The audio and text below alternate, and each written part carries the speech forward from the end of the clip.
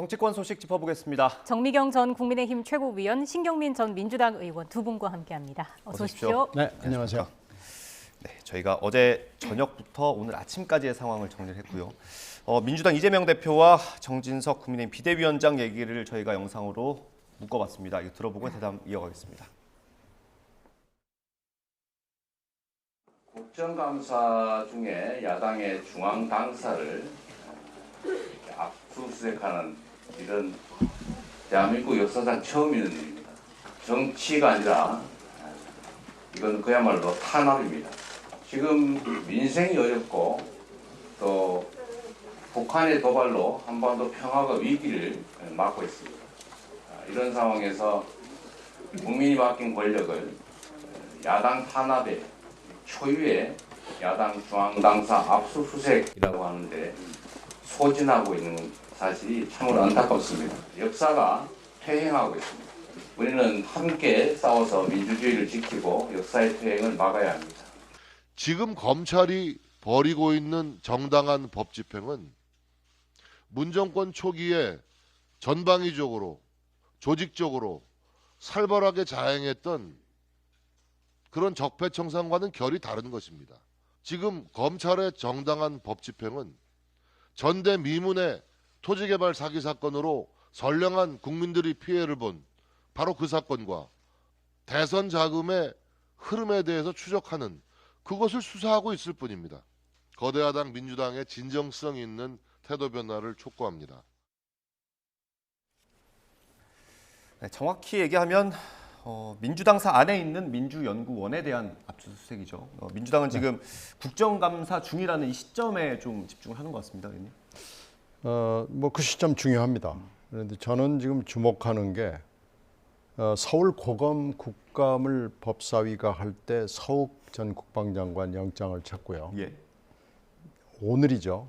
그러니까 대검 국감을 하루 앞두고 이 압수수색 영장과 체포영장이 동시에 나왔다는 것을 주목합니다. 네. 그리고 또 하나 주목하는 시점은 그 유동규 씨가 이제 구속 만기일이 돼가지고 네. 어젯밤이죠. 오늘 새벽. 네, 오늘 새벽. 그러니까 1년이 돼가지고 지금 출소를 하는 시점이거든요.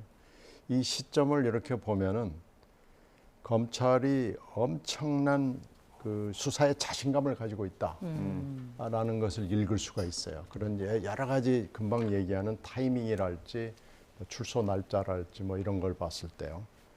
그리고 지금 그 사이에 대장동하고 위례 사건을 검찰이 병합을 해가지고 수사를 하면서 네. 얘기가 거의 안 나왔거든요. 쌍방울 얘기만 뭐 엄청나게 많이 나왔거든요. 예. 그래서 대장동 위례 사건이 수사가 진행이 잘 안 되고 뭐가 막힌 거 아닌가라고 그랬는데 서초동에서 돌아다니는 얘기를 이제 여의도에서 흘러나오는 얘기를 들어보면 프리바게인이 맹렬하게 진행 중이다라는 얘기가 있었거든요. 그게 이제 법사위 국감에서 나왔죠. 네. 예. 근데 그 얘기는 사실 돌아다닌 지가 꽤 됩니다. 제가 그 얘기를 들은 건 상당히 됐습니다. 그렇게 따져보면 어저께 그리고 며칠 전부터 이 대장동 위례 사건이 분출이 된 거예요. 그건 뭐냐면은 이 대장동 위례 사건이 그 사이에 몇 달 동안 굴러왔던 것들이 어저께 빵 터져 나온 겁니다. 네. 근데 이게 심상치가 않아요. 예. 이게 말하자면 어떻게 보면 클라이막스의 시작이라고 할까요? 어저께 김용 체포영장과 또 김용 압수수색 영장이 나오면서 이게 뭔가 심상치 않고 그 사이에 뭔가 수면에서 끓고 있던 것들이 팍 터져 나왔구나 하는 느낌을 굉장히 받고요. 거기서 읽을 수 있는 건 증거가 네. 증언과 증거가 복수로 존재하는구나라는 느낌을 받습니다. 이제 시작일까요? 네. 이제 앞으로 계속 되겠죠. 그 핵심은 저는 그렇게 봐요. 보통은 이런 경우에 이제 8억 정도 줬다. 그러면 긴급 체포를 하거든요. 네. 예. 근데 긴급 체포를 안 하고 체포영장에 네. 의한 체포를 한 거예요. 그러면 결과적으로 뭐냐면 많은 증거가 이미 확보되어 있다라고 보이고요. 아마 그 소환을 했는데 소환에 응하지 않았기 때문에 그 체포영장을 할 수밖에 없었던 게 아니냐. 그리고 이제 그 교과서적으로 야당이 어떻게 나올지 뻔히 아니까 검찰로서는 예. 계속 교과서적으로 갈 수밖에 없다. 그래서 체포영장이 발부가 되니까 체포하고 아까 말씀하신 대로 압수수색 영장을 그 다음 이제 교과서적으로 사실 그렇게 하는 거예요. 예, 제가 아까 말한 게 방송에 안 나갔습니다. 네. 예, 설명을 해주셔야 됩니다. 예. 그게 뭐냐면 예. 보통 뭐 압수수색을 먼저 어. 하고 그다음에 체포하는 거 아니냐. 근데 꼭 그렇지는 않고요. 지금 이 사건은 그 야당에 어떻게 보면 거물급 인사들이 지금 있기 때문에 예. 그 야당에서 어떻게 나올지 검찰이 모를 리가 없잖아요. 그러니까 꼬투리를 잡히지 않기 위해서 검찰은 그 계속 그 교과서적인 영장을 청구해서 법원이 발부해주면 이런 방식을 택한 것 같아요. 네. 왜냐하면 검찰이 독단적으로 긴급체포는 독단적으로 할 수 있거든요. 네. 근데 그렇게 안 하고 체포영장을 청구했다는 건 우리는 법원을 통해서 한다. 법원의 감독하에 이 수사를 한다. 예. 라는 걸 지금 알리는 것 같아요. 예. 이게 저기다 하나 덧붙이면은 검찰이 자신감을 가지고 지금 이런 식으로 교과서적으로 하는 것도 있지만은 하여튼 시간 뭐 이런 거 고려 안 한다. 시간 팩터 이건 우리가 요인으로 생각 안 하고 뭐 국감 중이건 뭐 대검이건 서울 고검이건 아니 뭐 국감을 하거나 말거나 우리는 그냥 교과서적으로 뚜벅뚜벅 걸어가고 예. 사실 압수수색도 어저께 그렇게 서둘러서 해야 될 이유도 아무것도 없습니다. 그건 민주당에서 지금 어저께 설명한 게 맞습니다.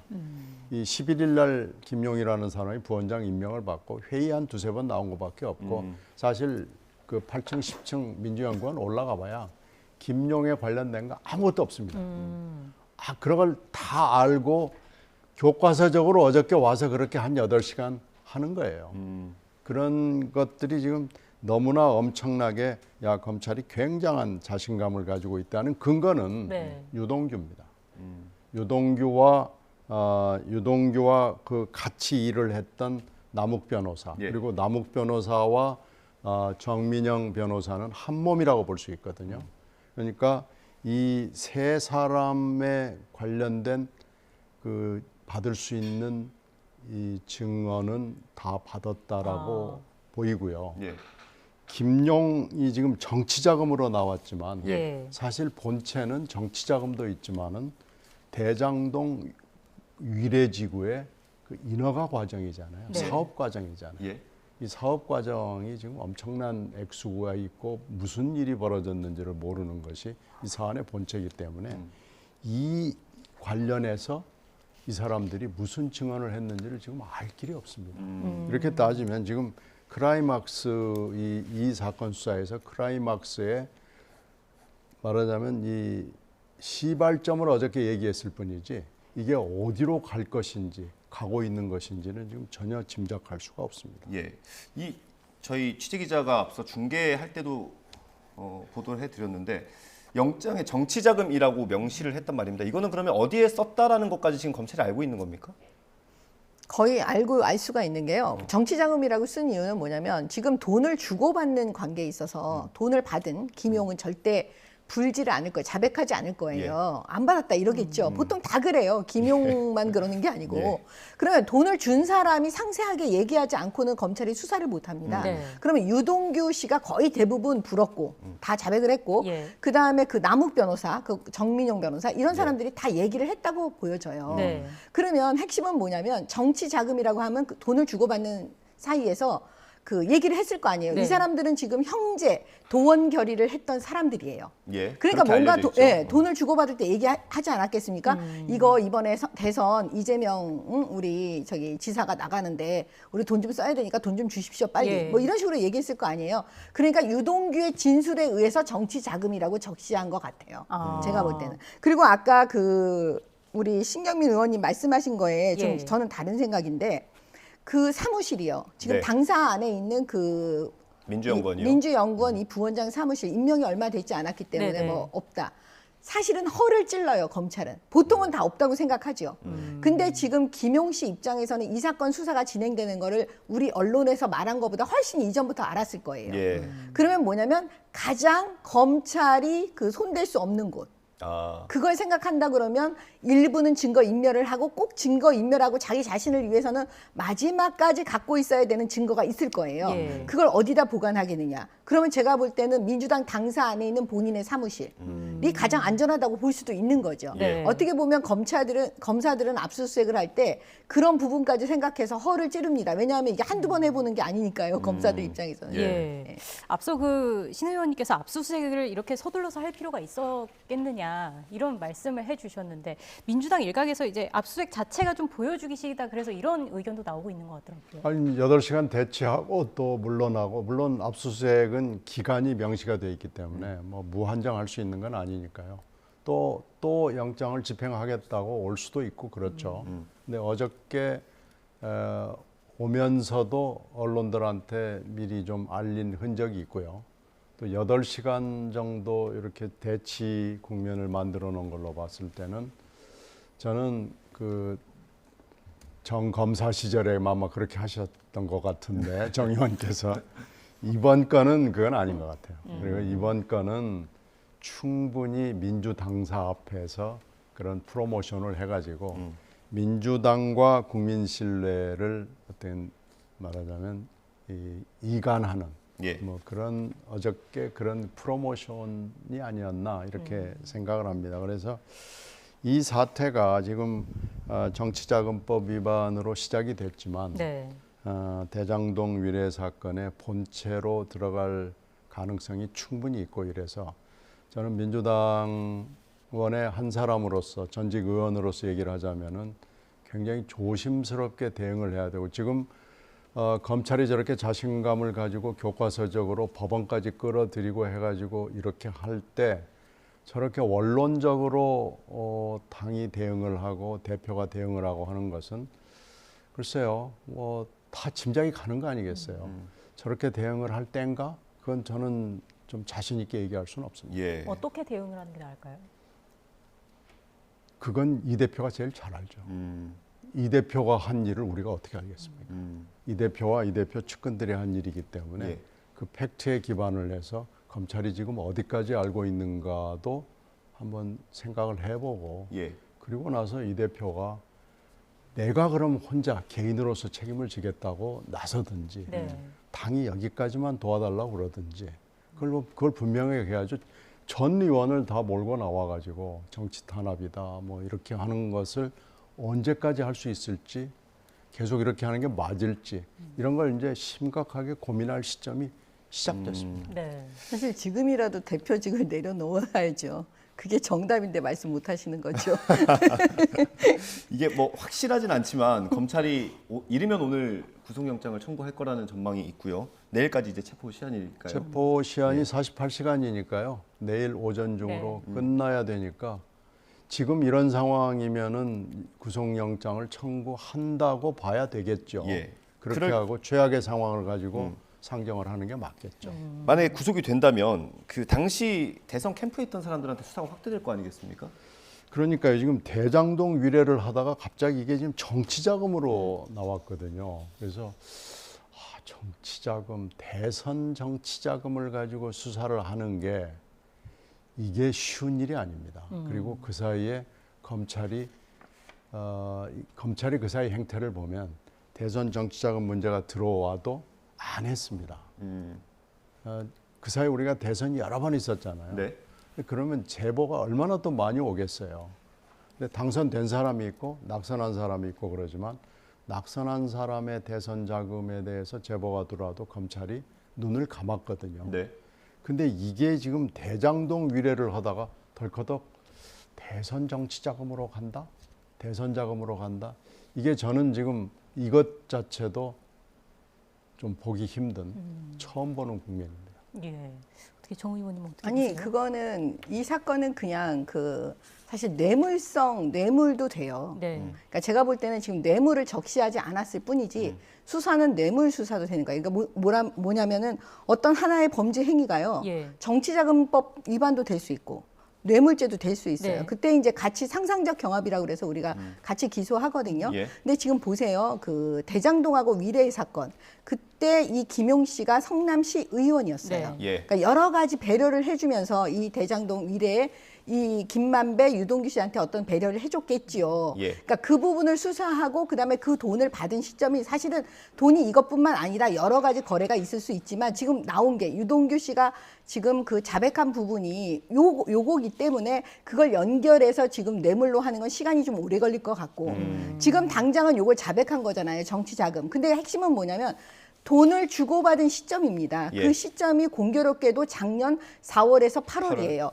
현금 8억을 그냥 주진 않아요. 예. 뭔가 쪼개서 주지 않겠습니까? 근데 공교롭게도 또 그 4월하고 8월 그 사이에 예. 7월 달에 그 이재명 대선 후보가 이제 그 대선 후보로 발표를 하잖아요. 예. 본인이. 출마하겠다고. 그렇죠. 그런데 그때 당시 이재명 캠프의 선대 부본부장이 또 김용 씨였어요. 예. 그러니까 이 부분에 대해서 정치 자금이 일단은 맞겠구나라고 그 압수수색 영장에 그렇게 적시를 한 거죠. 예. 그 다음에 아마 유동규, 남욱 씨 진술도 아마 거기 첨부되어 있을 가능성이 높아요. 네. 예. 근데 그 첨부된 내용에 보면 다 정치 자금으로 줬다라고 이 대선 자금에 쓰일 그 돈이다 뭐 이런 식으로 진술을 했으니까 검찰에서 그렇게 적시한 것이 아닌지. 그러나 나중에 이제 수사가 깊게 진행이 더 되면 네. 이게 뇌물 부분도 있는지 아마 함께 수사를 할 것 같습니다. 예, 이게 정리가 조금 필요할 것 같아요. 2010년에 이제 김용 부원장이 이재명 성남시장 시절에 시의원으로 활동을 했고요. 그 이후에 이제 2021년 대선 경선 때 총괄 부본부장을 맡았고 본선에선 조직부본부장을 맡았습니다. 그러니까 성남시장에 있었던 의혹들, 성남시 의원으로 활동할 때 있었던 의혹들은 뇌물죄가 될 수 있다라고 보시는 거고요. 네, 그 이후에 있었던 건 지금 검찰이 영장에 적시한 것처럼 정치자금법 위반 혐의로 나오고 있는 겁니다. 네. 이렇게 되면 어쨌든 이재명 대표 입장에서는 만약에 구속이 된다면 이게 본인한테 법적으로 책임이 있든 없든 당 차원의 어떤 책임을 좀 줘야 되는 거 아닙니까? 정치적인 책임이 좀 있을 것 같아요. 글쎄 뭐 최측근이고 뭐 분신이라고까지 얘기를 했기 때문에 그리고 또 당직을 다 줬단 말이에요. 그러니까 정진상하고 두 사람이 지금 자기 최측근이라고 공언을 한 마당에 이 김용 씨가 이렇게 되면 검찰의 칼끝이 닿으면은 정진상으로 갈 거 아니겠어요? 네. 그러면 이 책임의 문제가 일단은 있고요. 관련의 문제는 또 차원이 또 다른 거고요. 네. 그러나 검찰이 그 두 가지 문제를 그냥 넘어갈 것 같지가 않습니다. 이 상황으로 봤을 때. 그러니까 모든 상황과 최악의 상황을 상정을 해가지고 대응을 어떻게 할 것인지 그리고 이 대표의 결정, 처신은 어떻게 할 것인지를 분명히 해야지. 계속해서 정치 탄압이다고만 외치고 있는 것이 과연 맞는지 네. 이런 것까지 포함을 해서 지금 고민을 시작을 해야 되는 거고요. 이 김용의 체포영장은 앞으로 엄청난 시그널이 될 수 있고 이게 구속영장으로 연결이 된다고 그러면은 사태는 더 심각해지는 거고요. 지금 이제 고민을 이미 시작했을 겁니다. 다만 그걸 입으로 내서 얘기하는 현역 의원들이 없다는 것뿐이지 지금 누가 봐도 그걸 고민하지 않고 있다는 건 말이 안 되는 거거든요. 분명히 생각을 하고 있을 것이다. 정 의원님께서는 어떻게 좀 예상을 하고 계실까요? 저는 그 이재명 대표는 일단 고민 안 할 것 같아요. 왜냐하면 이런 걸 고민했으면 이번에 대표로 나오지 않았을 거예요. 그러니까 지금 그런 생각은 안 할 거고요. 결과적으로는 그 우리가 염려했던 네. 그 사법 리스크 그게 결과적으로 민주당이 그 이재명 대표와 함께 그냥 계속 가는 그 어려움 속에 있을 수밖에 없고요. 그다음에 그 이재명 대표가 그 이 인터뷰에서 이런 얘기를 합니다. 김용 씨에 대해서 시키면 다 한대요. 그러니까 도구로 썼다 막 이런 단어들이 나오거든요. 예. 그러면 결과적으로 김용 씨가 이재명 대표를 위해서 모든 일을 했다. 그런 부분에 대한 이미 본인 스스로 그냥 자진해서 얘기하는 그런 일이 벌어지잖아요. 예. 그러니까는 앞으로 이거 말고도 제가 볼 때는 유동규 씨가 이거 하나만 자백할까요? 앞으로 아마 계속되는 얘기가 있을 수도 있다고 저는 보여집니다. 그러면 유동규 전 본부장이 저희가 추측하기로는 플리바게닝이 있었다라고 지금 민주당에서는 주장을 하고 있는데 그럼 더 추가로 뭐 어떤 검찰의 자료를 제공해서 얻을 수 있는 이익이 있습니까? 많죠. 더 잘못한 게 더 있을까요? 일단 오늘 새벽에 풀려 나왔잖아요. 그 검찰이 마음을 먹으면은 왜 구속을 다른 별건으로 안 했겠어요? 할 수 있죠. 또 하나는 검찰이 갖고 있는 최대의 무기는 형량입니다. 그래서 검찰을 우리가 무시할 수가 없는 건데요. 형량 가지고 또 할 수도 있고 혐의 적용도 있고 혐의 적용을 할 때 어떤 조항을 적용하느냐라는 거에서 검찰이 봐줄 수 있는 영역은 굉장히 많고요. 이제 그 만약에 본인이 내가 조금 감옥에 더 있는 걸 감내하겠다 그랬으면 오늘 새벽에 못 나왔죠. 네. 근데 지금 본인이 나가겠다고 고집을 부리니까 지금 나온 거죠. 그래서 유동규가 입을 열기 시작했다는 얘기가 돌아다니는 건 꽤 되고 유동규가 입을 열기 시작했다는 건 그쪽 패밀리들이 함께 입을 열기로 결의했다. 그쪽이 뭐 도원결의 어쩌고 저쩌고 하니까 그렇게 볼 수 있고요. 네.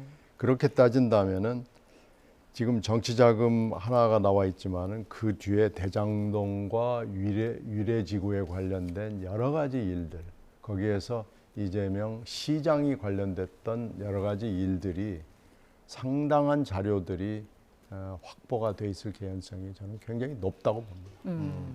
유동규 전 본부장의 진술을 이번 수사의 실마리로 보는 분석들이 적지 않고 신 의원님께서도 추가 폭로를 얻을 수 있는 것들이 적지 않을 것이다 보셨는데 법조인으로서 어떻게 들으셨습니까? 그 도원 결의를 했던 분 중에요. 그 두 분이 그 이재명 대표의 최측근이에요. 한 분이 김용, 한 분이 정진상이거든요. 그러면 저는 유동규 씨가 추가로 지금 얘기할 거는 결국 또 그 김용 씨 말고도 정진상 네. 씨에 대해서도 지금 아마 할 얘기가 많을 거거든요. 그러면은 사실 그 유동규도 엄청 고민했을 거예요. 배신을 하느냐 마느냐의 문제잖아요. 네. 그 이재명 대표가 대통령이 됐으면 고민할 이유가 없어요. 근데 이제 그 대통령이 윤석열 대통령이 되는 순간부터 아마 유동규 씨는 엄청난 고민을 시작했을 거예요. 제가 네. 볼 때는 이걸 어떻게 하냐. 그냥 여기서 계속 평생을 있어야 되냐. 왜냐하면 지금 이 돈이 장난이 아니잖아요. 거의 1조 원에 가까운 돈이 될 텐데. 그래서 그 이제 고민의 결론을 본인이 내린 게 아닌가. 예. 그러면 앞으로는 계속 그 이제 쏟아낼 수밖에 없는 네. 그런 상황이 될 거라고 저희는 이제 추측을 하는 거죠. 예. 저희가 제작진이 오늘 관련 기사를 찾다가 윤석열 대통령의 후보 시절에 비슷한 의혹을 제기했던 얘기가 있어서 그걸 제가 영상으로 준비했거든요. 이재명 대표 반박까지 같이 묶어봤습니다. 들어보겠습니다. 이 중범죄로 얻은 이 돈 가지고 이거 대통령 만드는데 안 쓰겠습니까? 이거 삼척동자도 다 아는 얘기 아니에요? 이런 사람을 대통령 후보로 내세우는 정당은 뭐 하는 정당입니까? 만약에 대선 자금으로 줬다는 주장이 맞다면 남욱이라는 사람이 작년 가을쯤인가요? 귀국할 때 JTBC와 인터뷰한 게 있습니다. 10년 동안 찔렀는데도 씨알이 안 먹히더라. 그리고 그들끼리 한 대화 녹취록에 이런 얘기가 나옵니다. 우리끼리 주고받은 돈 주고받는 이런 거는 2층 즉 성남시장실이 알게 되면 큰일 난다. 죽을 때까지 비밀로 하자. 이런 얘기들이 자기들 내부 녹취록에 나옵니다. 가장 친한 측근인 사람 중에 한 명이 지금 구속영장이 청구될 위기고요. 이재명 대표가 몰랐을 가능성도 있다고 보세요. 억울하다 이런 입장인 것 같은데. 모르겠습니다. 그걸 이제 검찰이 입증을 해야 되는 건데 지금 상황으로 봐서는 검찰이 굉장한 자신감을 보이고 있기 네. 때문에 검찰이 뭘 가지고 있는지 하여튼 뭐 구속영장을 공개가 되니까 영장을 봐야 이 얘기를 할 수 있을 것 같은데요. 검찰의 자신감으로 봤을 때는 뭔가 지금 있다고 생각하지 않으면 이렇게 나올 수는 없기 때문에 그러나 하여튼 검찰이 신뢰를 받는 기관이 아닌 것도 또 분명하기 때문에 지금 현재로서는 저걸 가지고 그렇다 아니다 얘기하기는 좀 어려워 보입니다. 네.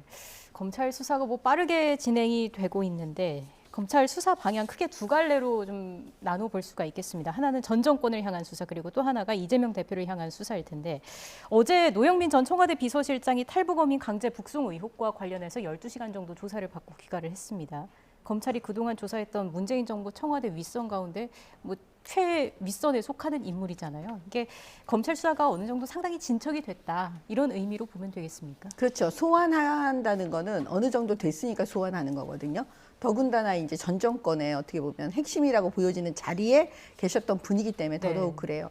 근데 지금 뭐냐면 저는 강제 북송 사건과 그다음에 서해 공무원 이 피살 네. 그 소각된 이 사건이 있잖아요. 그 이제 월북으로 몰이한 이 사건. 저는 이 두 가지 사건이 공교롭게도 다 청와대 안에서 어떤 지침이 내려져 가지고 지금 이루어진 사건으로 지금 보여지고 있어요. 예. 예를 들어서 그 안보실, 그 서해 공무원 사건은 안보실에서 예. 사실 대응을 했잖아요. 예. 월북이라고. 예. 예. 근데 지금 이 노영민 실장이 그 청와대 안에서 관계장관 회의를 할 때 강제 북송으로 어떻게 보면 지침을 내립니다. 그렇기 때문에 그 당시 문재인 정권의 청와대 안에서 과연 어떤 방식으로 이런 지침이 내려가고 네. 이런 식으로 방향이 되면서 그 반대되는 증거들을 다 없애고 그다음에 새로 만들고 하는 작업이 이루어졌다. 아마 검찰은 그걸 포인트로 삼아서 지금 수사를 진행할 것 같아요. 예. 예. 의원님 하실 말씀 있으실 것 같은데 이게 서해 피격 공무원 사건이랑 그 어민 북송 사건이 좀 뭐 공교롭게도 같이 흘러가는 상황이거든요. 글쎄요, 동해서해 사건은 지금 뭐 약간 양상은 다르고 속도는 다르지만 하여튼 계속 진행이 되고 있고요. 이것도 결국 검찰의 어떤 입증 자료, 증거 뭐 이걸로 판단이 날 거기 때문에 지금 단계에서는 이렇다 저렇다 예단하기는 좀 어려워 보입니다. 예. 하여튼 서해 사건이 지금 조금 더 빨리 가는 듯 했는데 동해 사건도 또 뭐 진행이 되고 이래 가지고 이거 지금 하여튼 검찰이 바쁘겠어요. 그런데 야, 이렇게 막 몰아치는 것이 과연 잘하는 것인지 판단이 서질 않습니다. 별로 그렇게 잘한다는 느낌은 들지는 않습니다. 문재인 대통령 소환까지 갈 거라고 보세요? 지금으로서는 잘 모르겠습니다. 아직은 아닌 것 같은데. 아직까지는. 네. 일단 뭐 그 전에 정의용 전 실장이라든지 서훈 전 원장에 대한 어떤 조사가 먼저 좀 이루어지게 될까요? 아, 그렇죠. 만약에 문재인 대통령에 대한 수사를 하려면요. 그 전에 이제 모든 사람들에 대한 조사가 다 되고요. 네. 그 모든 사람들 조사 중에 무언가가 문재인 대통령을 향한 진술이 나와야지. 증거가 나와야지 되지 뭐 그냥 아마 소환 조사하고 이러지는 않을 겁니다. 예. 예. 알겠습니다. 저희가 오늘 마지막 주제로 좀 넘어가 보겠습니다. 윤석열 대통령이 어제 원외 당협위원장들과 오찬 자리가 있지 않았습니까? 거기서 한 발언이 간접적으로 흘러나왔는데 좀 논란이 되고 있습니다. 오늘 아침 약식 회견에서 그 내용에 대해서 어떤 입장인지 기자들이 물었는데요. 관련 영상 보겠습니다. 주사파 발언에 대해서 민주당에서는 야당 겨냥한 것이냐는 어떤 좀 반발도 나오는데 어떤 입장인지 궁금합니다. 주사파인지 아닌지는 본인이 잘 아는 거니까 저는 어느 특정인을 겨냥해서 한 얘기는 아니고 대통령은 헌법상 우리 헌법을 수호하고 또 국가를 보위해야 될 책임이 있는 사람이기 때문에 마치 또 거기에 대한 얘기가 나와서 제가 답변을 그렇게 한 것입니다. 네. 이어지는 검찰 수사에 대해서 민주당에서는 야당 탄압이다 그리고 대통령실의 기획 사정이다 이런 주장을 하고 있습니다. 이에 대해서 어떻게 보시는지 궁금합니다. 수사에 대해서는 저 역시도 언론 보도나 보고 아는 정도고 자세한 내용은 제가 수사 내용을 챙길 정도로 한가하지는 않습니다. 그렇지만 뭐 야당 탄압이라는 얘기가 나오면 지금의 야당이 여당이던 시절에 그 언론사를 상대로 며칠 동안이나 압수수색을 했던 그런 것들을 좀 생각을 해보면은 뭐 그런 얘기가 과연 정당한 것인지 국민들이 잘 아실 거라고 생각합니다. 네, 오늘 출근길 회견이었고요. 이 주사파 발언에 대해서 원론적인 얘기 한 거다 이런 입장인 것 같아요. 그래 보이진 않아요. 여러 가지 정황을 보면은요. 대개 지금 이런 여야 대치가 예산국회가 거의 마무리될 무렵부터 시작할 걸로 예상을 했죠. 근데 지금 한 달하고도 몇 주를 지금 앞서서 어제 같은 사태가 벌어지고 또 그런 발언이 어제 또 나오는 거 보고 오늘 아침에 또 확인하고 이러는 걸 보면 전혀 협치나 뭐 야당에 대한 생각 이런 건 없고 그냥 원래 스케줄대로 뚜벅뚜벅 걸어가겠다라는 대통령의 생각이 녹아 있고요. 네. 그 녹아 있으니까 이제 검찰이 이렇게 나가는 거고요. 그렇게 따지면은 어제부로 여러 가지 대화의 채널은 끊어져 보입니다. 그래서 더 이상 이게 복원 복구될 수 있을까? 저는 좀 회의적입니다. 좀 힘들어 보인다. 정 의원님 생각은 어떠실까요? 이 얘기는 그냥 이제 자연스럽게 질문하는 거에 대해서 그 답변하실 때 이제 하신 말씀이고요. 사실 대통령은 자유민주주의 체제를 수호하고 대한민국 대통령은 보호할 책임이 있는 분이잖아요. 그냥 원론적인 어떻게 보면 답변을 하신 거라고 봐요. 왜냐하면 그 주사파, 그다음에 종북 주사파 세력은 어떻게 보면 우리의 체제를 인정하지 않고 그 김일성주의자라고 알려져 있기 때문에 그 부분에 대해서 그냥 원론적으로 거긴 타협할 수가 없지 않냐. 나는 대통령으로서 자유민주주의를 수호해야 할 책임이 네. 있는 사람인데 그냥 이렇게 얘기한 거라고 저는 보여져요. 그리고 그 전에 답변에서 그런 말씀을 또 하셨대요. 누구와도 협치한다. 야당과도 협치하고 진보와도 협치하지만 그러면서 나오신 말씀이기 때문에요. 이거에 대해서 민주당이 발끈하다는 건 저는 좀 아이러니인 거예요. 그러면 민주당은 스스로 이게 지금 절인 게 아니냐, 발절인 게 아니냐, 예. 본인들이 종북 주사파라고 생각하는 거 아닌가. 제발 저렸다. 예, 이런 생각이 들어요. 그냥 객관적으로 볼 때는요. 아니 최 의원님 어제 다녀오셨죠? 아니요, 저는 안 다녀왔습니다. 아직 위원장이 아니어가지고. 아 그렇구나. 죄송합니다.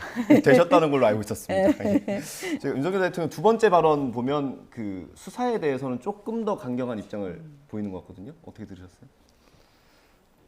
저런 입장이니까 지금 수사가 이렇게 돌아가겠죠. 그리고 좀 그 정 의원 말씀을 하나 덧붙이면은 지금 김일성주의자라고 입에 올린 사람이 말하자면 김문수 위원장 네. 아니에요. 그러면 이렇게 또 김문수 위원장에 대해서 평가를 하고 어저께 그걸 받아서 한 걸로 이렇게 되기 때문에 그래서 그러는 거지. 저런 인식을 가지고 있으면 그리고 김문수 위원장과 거의 비슷한 생각을 갖고 있는 것으로 지금 보이기 때문에 여러 가지로 봐서 힘들어 보인다는 얘기입니다. 네, 알겠습니다. 오늘 여기서 마무리를 해야겠습니다. 지금까지 정미경 전 국민의힘 최고위원, 신경민 전 민주당 의원과 함께했습니다. 오늘 말씀 잘 들었습니다. 고맙습니다. 네, 네. 고맙습니다.